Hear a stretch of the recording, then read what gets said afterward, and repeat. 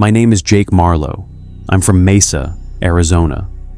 And I need you to understand something. I'm not crazy.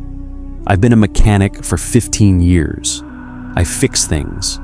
I understand cause and effect, problem and solution. But what happened to me on the night of November 14th broke something in how I see the world, and I don't think it's ever going to mend. I was driving back from a job in Flagstaff, solo, exhausted, running on maybe 4 hours of sleep from the past 2 days. The route was simple. I-40 westbound back to Phoenix. Should have taken about 5 hours if traffic cooperated. Somewhere around the 2-hour mark, my GPS, which had been perfectly reliable for the 3 years I'd owned it, suddenly recalculated. The calm female voice told me to take exit 247 in 6 miles. I glanced at the screen. There was no exit 247 marked on any map I'd ever seen. The route showed a thin gray line cutting off the highway onto unmarked county roads, ending at a small icon that looked like a fuel pump. I almost ignored it, but the yawn hit me like a wave, and there was nothing open for another 40 miles according to my paper atlas, the one I kept in the glove box for old time's sake. So I took the exit. The GPS screen flickered twice as I turned. Not a normal glitch, something deeper, like the whole system was reconsidering whether it wanted to guide me here or was afraid to. The voice said, recalculating 3 times in the space of a minute. Then it went silent. Just the little arrow on the gray line moving forward, counting down miles I didn't want to travel. I should have turned back. Every instinct I had as a mechanic, as someone who spent his life reading machines and understanding when something's wrong, was screaming at me to turn around. But there was a tiredness in my bones that felt heavier than fear. The road behind me had simply ended when I checked the rearview mirror after the first mile. Not dark, not empty. Gone, like it had been erased. The highway was somewhere back there, but the road itself had consumed itself. Trees and black nothing swallowing what came before. And my headlights were the only thing pushing back the dark in both directions now. The trees weren't right. They were the right kind of trees for this part of Arizona. Mesquite, some juniper, the usual scrub. But they were wrong in their arrangement. Too close together, too vertical. Their branches reached straight up and then curved inward at the top, like fingers slowly closing around something. When my headlights hit them, the bark looked wet, glistening, though it hadn't rained in weeks. I passed one that had a faded piece of plastic ribbon wrapped around its trunk, the kind used at crime scenes, hanging limp and still despite my car moving through perfectly still air. I didn't stop to look. The station appeared slowly, which doesn't make sense because it was only half a mile away when I first saw it. But the closer I got, the slower it seemed to materialize, like the building was being drawn into existence by my headlights rather than illuminated by them. The amber glow pulsed, not the way fluorescent lights flicker when they're dying, the way a heartbeat pulses. Slow, deliberate, rhythmic, and the rhythm was getting faster as I approached. I could feel it in my chest before I heard it. I pulled into the lot. The gravel crunched under my tires, but the sound was wrong. Too loud, too present, like the silence that came before was being devoured by the noise of my own arrival. I stopped the car, killed the engine, sat there with my hands on the wheel. The sign out front said, "Mix gas and go," in faded red letters, half the neon tubes dead, so it read something like, "Meek is ga and go." The pumps looked ancient, Rotary dials, analog readouts, the kind you'd see in a museum. There were no prices posted anywhere, no menu boards, no credit card logos, nothing but that flickering sign and the hum of fluorescent tubes visible through the dirty front windows. And the pump farthest from the door, the one with the cracked analog readout, had a number on it I couldn't read from this distance. But I knew, somehow, I knew it was already counting up, waiting, already past zero, even though no car had stopped there in years. I pulled up to pump number 2 because the other 3 looked worse. Rusted handles, cracked displays, one that looked like it had been hit by lightning and just kept working anyway, somehow, which was worse than if it had given up entirely. Mine seemed functional enough, or at least functional enough to believe in at 1 in the morning when you haven't slept in 2 days and your brain is running on fumes and bad decisions. I killed my engine, sat there for a second, listening. Total silence outside. No wind, no insects, no distant highway sound. Just the absence of noise like a held breath. The kind of silence that presses against your eardrums and makes you aware of the blood moving through your own head. When I opened the door, the silence didn't break. It just shifted, made room for the small sounds of my boots on gravel, my jacket zipper, the creak of my shoulder as I stretched after the long drive. And then nothing again. I walked toward the station and the door was already open. Not ajar, open. The gap wide enough to see the darkness inside, the amber glow beyond it, the shape of someone standing behind a counter waiting for me to walk through. The bell above the door didn't ring. It just made a sad, mechanical clunk, like a throat being cleared, like something was pretending to be a doorbell while knowing it had forgotten how to be one. The guy behind the counter was in his late 50s, wearing a white t-shirt that had gone gray at the collar, jeans, work boots. He had this smile when I walked in, not creepy, not friendly. It was the kind of smile someone gives you when they know something about you that you don't know about yourself yet, like when your doctor calls you into a private room instead of delivering news over the phone. His eyes were gray, not blue-gray or hazel gray, gray like ash, like cement, like the color things turn when they've been burned and don't remember being any other way. He looked at me for maybe 3 full seconds before speaking, and in those 3 seconds, I had the distinct impression that he was reading me, scanning back and forth across my face like a searchlight, cross-referencing whatever he found there against something in his own memory. "How do I pay?" I asked, because there was no card reader visible on the counter, just him and a glass case full of beef jerky, and an ancient calculator with a cracked screen that showed numbers that didn't make sense.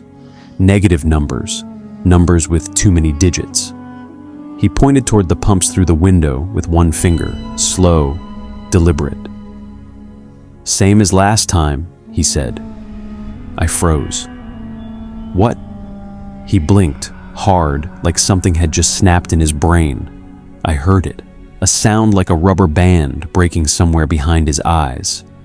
And then his expression reset, that knowing smile gone and replaced by something blank and mechanical. Never mind. I don't know why I said that. Card machines outside, left side of the building. The fluorescent lights buzzed so loud it felt like they were inside my skull. The hum had a pattern, rhythmic, almost like a second hand sweeping around a clock face, over and over, stopping and starting. But it wasn't a clock. Sometimes there were long pauses, 3 or 4 seconds of pure electric silence. And then the ticking would resume, but faster, like something catching up, like something that had been waiting was suddenly in a hurry. He just looked at me with that same knowing expression and waited. I went back outside. The card machine was exactly where he said, a standalone terminal on a post, ancient, like a relic from a time before anyone remembered what electricity was supposed to look like. The screen was glowing, but the numbers on it were wrong. They kept flickering between prices that should have been current, 3 something per gallon, and prices that hadn't existed in 30 years, something like 89 cents. I swiped my card. The machine made a sound, not a beep, something thicker like a mouth swallowing, and the screen went dark for a full second before coming back with select fuel type in green text that seemed too bright, too alive, like it was lit from inside by something that wanted to keep burning. I selected regular unleaded. The pump clicked on with a sound like a bone cracking. I started pumping. I don't know how much I put in. I wasn't watching. I was watching the door of the station, making sure that man wasn't coming out with that ash-gray smile. Somewhere behind me, the fluorescent lights kept humming their broken rhythm, kept ticking and pausing and ticking faster. And the man behind the counter stood motionless with his hand on the glass case and his eyes on me through the dirty window. And I could feel him smiling, even though I couldn't see it anymore.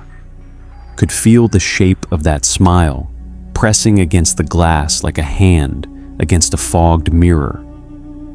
And I knew in the way you know things in nightmares before they happen, that he was still smiling when I finally put the nozzle back and walked away. When I was done, I went back inside to pay. The man was still there, exactly where I'd left him, not even his posture different. Same hands on the counter, same feet planted, same head tilted slightly like a dog hearing a sound it can't identify. He looked at me with that same unsettling half smile, and I noticed for the first time that his teeth were wrong. Not discolored or crooked. Wrong the way a doll's teeth are wrong. Too even, too white, too perfectly spaced, like they'd been added later and didn't quite match the shape of his mouth. He smiled, and the smile didn't move the rest of his face. The muscles around his eyes stayed still. His cheeks didn't rise. It was just a mouth, performing the action of a smile without any of the machinery behind it. I told him I'd pumped. He just nodded, slow, like the nod was being transmitted from somewhere else and arriving delayed. And then he reached under the counter and came back with a handful of coins and set them on the glass between us. $1.75. I looked at the coins, quarters, dimes, a couple of nickels, and something felt deeply wrong. The coins were warm, not the warmth of a pocket or a palm. They were warm the way things are warm when they've been sitting in sunlight. But there was no sunlight. There had never been any sunlight in that building. And the coins were laid out on cold glass, and they should have been cold, but they weren't. They felt like they'd been holding on to something for a very long time. I walked back to my car, and that's when I noticed the radio had gone to static. I'd been playing a country station out of Flagstaff, something low and twangy that helped me stay awake. Now there was nothing. White noise, a low hiss that occasionally modulated into what sounded almost like voices, just barely below the threshold of comprehension, like someone speaking a language I almost knew from a room I couldn't quite reach. I turned it off, sat in silence. Then I looked at the pump. The analog readout was frozen at $47.03. $47. I had been driving for 2 hours and 40 minutes. My tank had been at 3/4 when I left Flagstaff. There was no way I needed $47 worth of gas, not even close. The number didn't change. The pump didn't beep or flash or do any of the things a functioning pump does when it's done.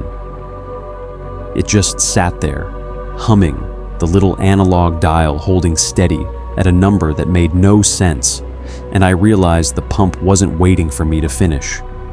It had already taken what it wanted, and the number on the screen wasn't a running total, but a final bill, a receipt signed in my name for something I never ordered and never received. I just stood there with my hand on the handle like it was a gun I didn't know how to put down. I looked around the parking lot. Empty. Not just empty. It felt emptied, cleared and kept clear by something that didn't want company, but didn't want to be alone either. No other cars, no cigarette butts or candy wrappers, no bugs on the lights, no birds in the trees, nothing living, nothing dead. Just clean asphalt under buzzing light, and my car and the dark trees pressing in like a crowd gathered to watch something they knew was about to happen, and the pump reading $47 like a dead man's EKG flatline. I got in my car.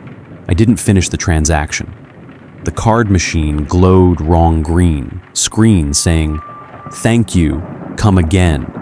And I knew my card had already been charged, that this whole trip had been a purchase, and I was the thing that had been purchased. I just drove, left the pump still running, the nozzle still in my tank, the man watching from inside the window with that smile. I knew, the way you know when someone's behind you, that he had always been watching, that watching was the whole point of him, of this place, of this rotting corner of nowhere that existed only because someone had to keep the door open and the lights on until the right car came along and the right transaction finally went through. I looked in my rearview mirror the entire time, expecting lights, expecting the man to come running. But the station disappeared and the road stayed empty and the trees closed in behind me like a wound healing in reverse. And the only sound was my heartbeat and the faint hiss of static from the radio that I could not bring myself to turn back on. I drove for maybe 10 minutes, hard to say, time had started to feel unreliable, before I noticed the headlights behind me. A pickup truck, maybe half a mile back, doing exactly my speed, maintaining exactly my distance. I tapped my brake. The headlights didn't dim. I tapped it again. Nothing. The truck didn't slow down, didn't pull off, didn't change lanes. There was only one lane after all. I accelerated to 65. The truck matched. 70. 75. The needle climbed and the headlights stayed exactly where they were, a fixed point of white light in my mirror that never got closer and never fell back. I remember the color of the truck. Dark blue, maybe navy, the paint job dull and oxidized under the wash of its own headlights, like something that had been sitting in a field for years. The make was indistinct. Could have been a Chevy, could have been a Ford, could have been something that wasn't made anymore. My hands were shaking on the wheel. Sweat ran down the sides of my face, even though the AC was on, and it was November, and cold enough to see my breath. Then it happened. The truck accelerated, fast, sudden, a surge of speed that closed the gap between us in seconds. It blew past me like I was sitting still, fishtailing slightly as it did, rear end swinging out before correcting. I watched it rocket ahead, both brake lights blazing, and then it slowed, cruised, set back to exactly my speed. I was close enough now to see details. The truck bed was empty, no cover, no bed liner, just bare metal. The spare tire was mounted under the bed, covered in mud, and the passenger window was down. A figure was leaning out, one hand on the door frame, the upper half of their body pitched forward into the wind like they were straining to hear something, or say something, or get a better look at something specific. I couldn't make out their face. It wasn't dark.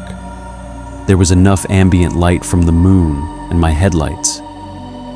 But the face was indistinct, like a photo taken through frosted glass.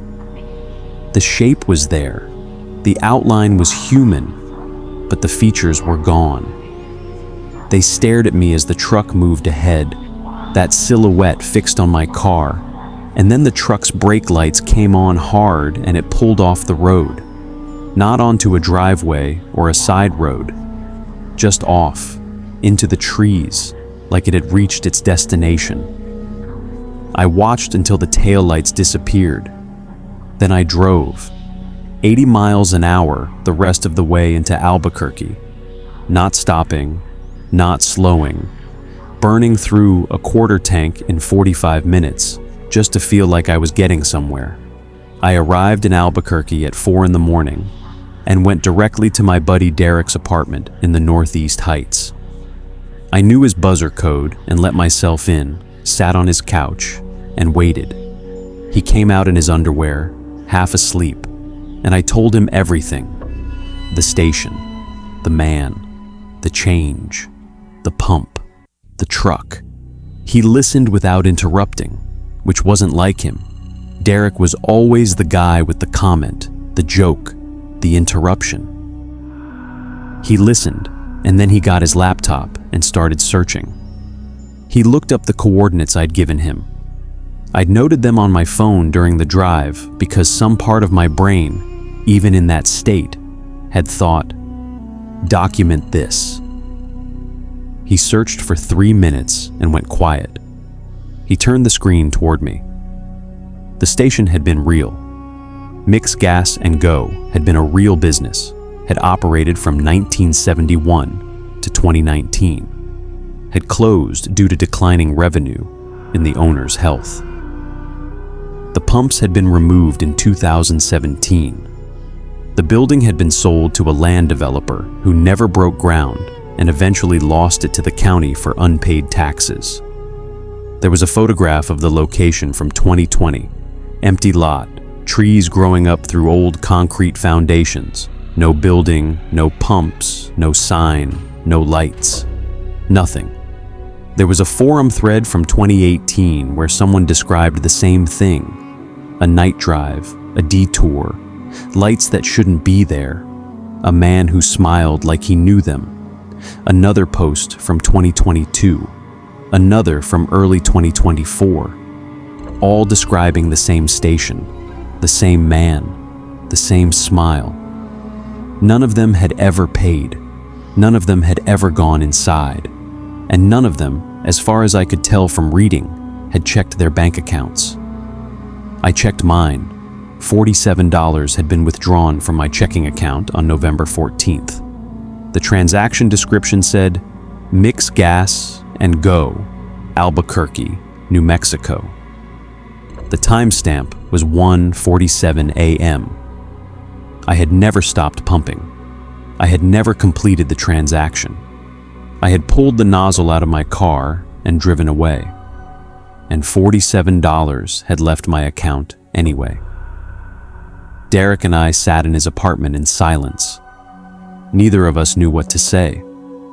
Around 6 in the morning, he made coffee, and we just drank it and didn't talk. At 8, I drove back to Phoenix. I took the I-40 the whole way. I didn't take exit 247. I made sure to watch for it, and I passed it, and I watched in my mirror as the road that shouldn't exist fell away behind me. But I could still feel it. The pull, like a hook in the base of my skull, tugging gently, persistently, always toward the north. I started having dreams about the station 3 days later. In the dreams, I'm always arriving. The lights are always on. The man is always behind the counter. And every time, he says the same thing.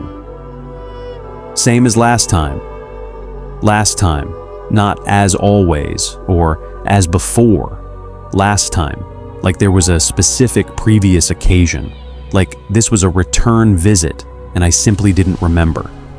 I stopped driving at night. Then I stopped driving long distances altogether. Then I started staying home. Then I started leaving every light on in the house because the dark had started feeling like it had texture, like something was in it, pressing, patient, waiting for me to close my eyes and stop watching. My mechanic shop is 40 minutes from my house, and I carpool now. My cousin drives. I watch the road the entire time, every single time, because if I look away for even a second, I feel it. The detour pulling at me, the soft voice of a GPS recalculating towards something that shouldn't exist, toward a building that isn't there, toward a man who smiled at me like I was expected, and I was late, and I had always been coming back. Last week I checked my bank statement again, a new charge, 3 cents, from Mix Gas and Go. Timestamp, 2:17 a.m. I was asleep. Every light in my house was on. I was asleep, and it was the middle of the night, and something, drew 3 cents from my account. I don't know what it means.